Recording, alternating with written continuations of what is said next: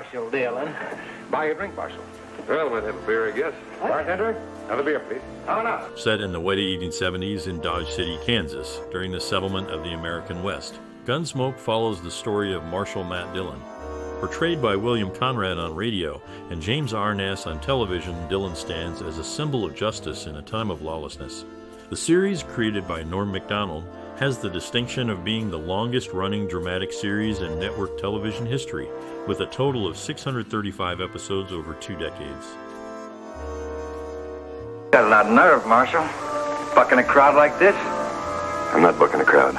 James Arness, the actor who portrayed Marshal Matt Dillon on the television series Gunsmoke, stood out not only for his towering height of 6 feet 7 inches, but also for his service during World War II. As one of the first American soldiers to engage in the Normandy landings, Arness faced grave dangers and sustained injuries that left a lasting impact on him. Despite these challenges, he went on to lead a successful acting career, embodying the role of a steadfast lawman in the fictional town of Dodge City, Kansas. His portrayal of Marshal Dillon became a defining part of the show's 20-year run, making Gunsmoke a staple of American television and solidifying Arness's place in entertainment history. He's a good boy. He don't mean no harm. He just gets out of hand once in a while. In the production of the television series Gunsmoke, which began in 1955, the filming schedule underwent adjustments to accommodate the physical limitations of its star, James Arness. Arness, who portrayed the central character, Marshal Matt Dillon, had sustained leg injuries during his service in World War II. These injuries affected his mobility, and as a result, the production team scheduled scenes requiring significant walking or movement to be filmed earlier in the day. This approach allowed Arness to perform at his best when his mobility was less restricted, ensuring that the physical demands of the role did not exacerbate his condition. The adaptation of the shooting schedule is a testament to the production's commitment to its lead actor and the overall quality of the show. Gunsmoke went on to become one of the longest-running primetime television shows in history, with Arness' portrayal of Dillon becoming a defining role of his career. Down every one of those signs. I'll do that gladly. All right, boys. Go on over and pick up. The 1955 television series Gunsmoke is notable for its unique crossover with the Star Trek franchise. In a surprising blend of the Western and science fiction genres, the show featured guest appearances by 4 of the senior officers from the USS Enterprise. Captain James T. Kirk, the commanding officer known for his leadership and exploration prowess. Mr. Spock, the science officer whose logic and Vulcan heritage brought a distinct perspective.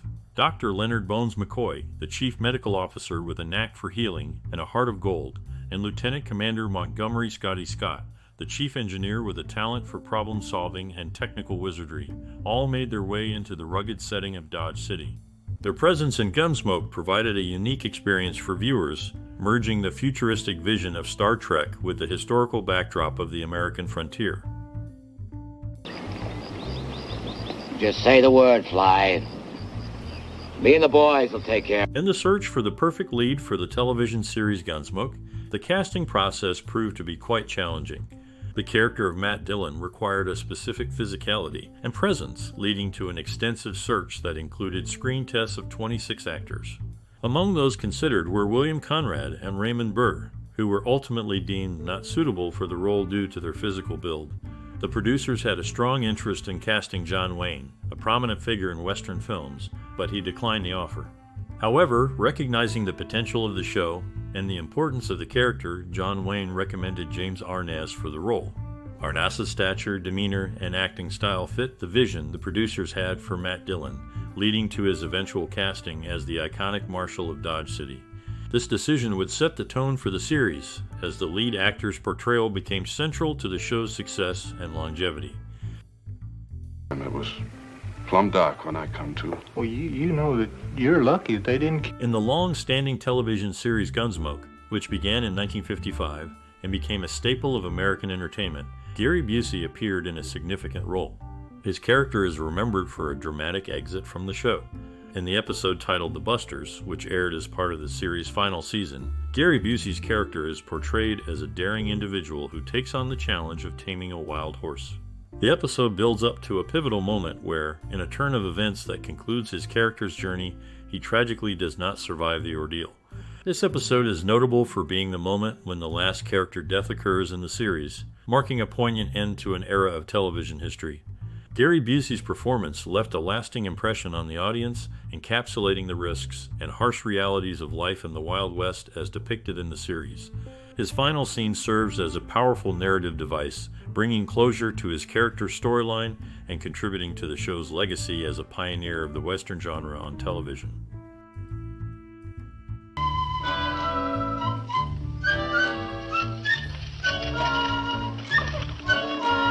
The Gunsmoke radio series, which began before the television series, continued to entertain audiences until 1961. During its run, it produced a significant number of episodes, surpassing the 400 mark.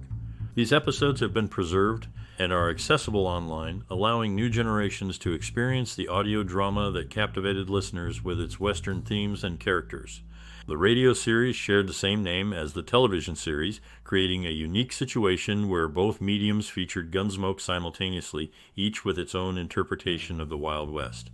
The availability of these radio episodes online provides a window into the past and showcases the storytelling style of that era. Chester? Yeah. Just keep it. The television series Gunsmoke, which aired in 1955, had a significant cultural impact during its time and beyond. The show's portrayal of Marshal Matt Dillon as the embodiment of law and order in the American West left a lasting impression on its audience. One of the most notable contributions of Gunsmoke to American culture was the popularization of the phrase, "Get the hell out of Dodge." Originally used within the context of the show by criminals looking to evade Marshal Dillon's justice, the phrase transcended its origins and became a part of the American lexicon. It was particularly embraced by teenagers, symbolizing a broader desire to escape or avoid trouble. This catchphrase reflects the widespread influence of Marshal Dillon's character and the show's themes of justice and morality. Is that true? Yeah, that's true, mister. We wouldn't lie to you.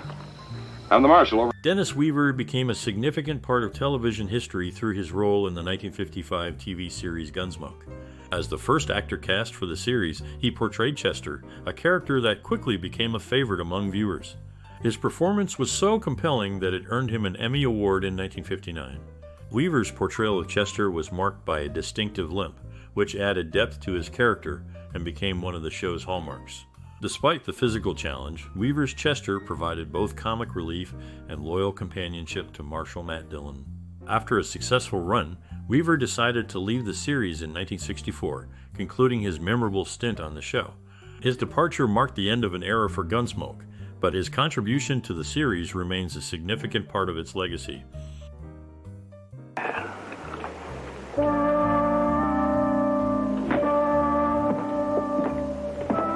Ken Curtis, who became widely recognized for his role as Festus Hagen on the television series Gunsmoke, had a diverse background before his acting career took off. Initially, he embarked on a journey in the music industry, showcasing his vocal talents as the lead singer for the Tommy Dorsey Band. This opportunity arose after Frank Sinatra departed from the group, leaving a vacancy that Curtis filled.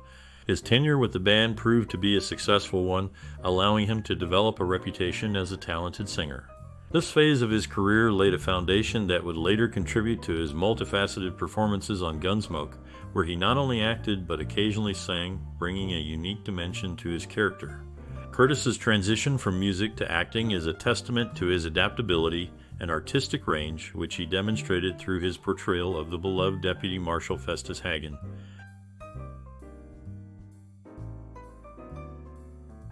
Since you had a drink. I don't never drink. Do you gamble?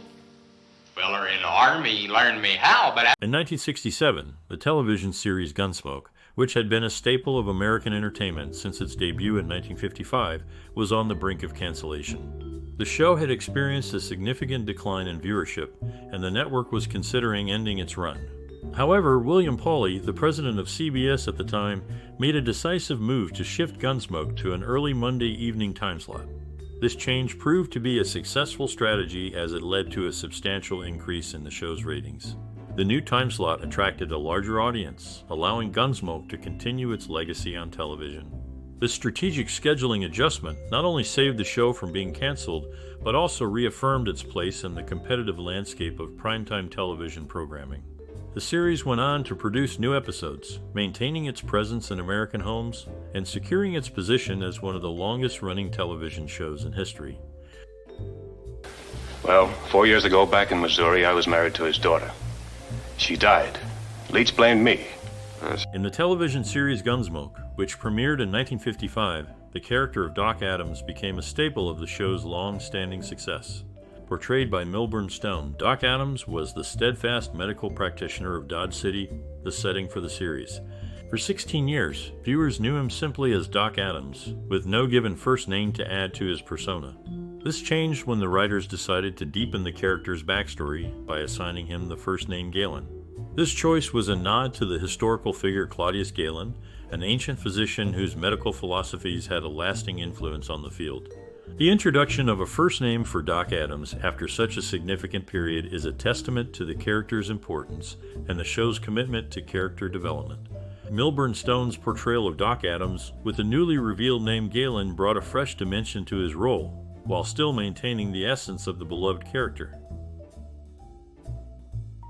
Because I won't have to twist and rot and starve no more? Do you call that crazy? Yeah. I call that crazy. The television series Gunsmoke concluded its run in 1975 without a special ending episode or significant closure. The final episode, titled The Sharecroppers, aired without fanfare, focusing on Festus Hagen, a character portrayed by Ken Curtis. This episode did not serve as a grand finale, but was a regular installment in the series. Festus, who was known for his humor and distinctive drawl, was at the center of this last story, which revolved around his interactions with a family of sharecroppers. The absence of a concluding narrative arc or farewell episode left many viewers without the closure typically expected from long-running television series. Gunsmoke's departure from the airwaves marked the end of an era in television history, as it was one of the longest-running primetime shows with a span of 20 years.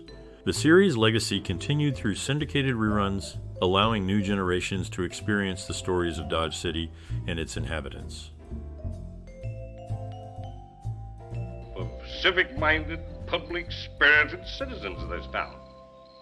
And you know what they say? The television series Gunsmoke faced an abrupt end when the decision to cancel the show was communicated to the cast and crew without prior notice. This sudden announcement caused a wave of dissatisfaction among the team members. Amanda Blake, who portrayed the beloved character Miss Kitty, was among those who were notably discontent with the lack of forewarning about the show's conclusion. The manner in which the cancellation was handled left many feeling unsettled and disappointed, as they had dedicated years to the creation and development of the series, which had become a significant part of their professional lives and a favorite among audiences. The unexpected termination of Gunsmoke after a long and successful run was a moment of significant change for everyone involved. Talk about where they came from. Well, you want me to do it now? That's where they get started. Amanda Blake, best known for her role as Miss Kitty Russell on Gunsmoke, departed from the show prior to its concluding season. Her exit was not without controversy. Blake was vocal about her dissatisfaction with the way CBS ended the series, which was a significant part of television history and had a dedicated viewership. The show's abrupt cancellation after 20 seasons came as a shock to many, including Blake. Further adding to the controversy surrounding her was the misreporting of her cause of death. Initially, it was reported that she died of cancer. However, it was later revealed that the complications related to AIDS were the actual cause of her passing. This revelation brought attention to the AIDS epidemic and its impact, especially since Blake was a prominent figure in American television. Her situation highlighted the stigma and the challenges in reporting and discussing AIDS during that era. Pretty good with a gun, Marshal. Did you? That fella's dead. I went back and I killed him.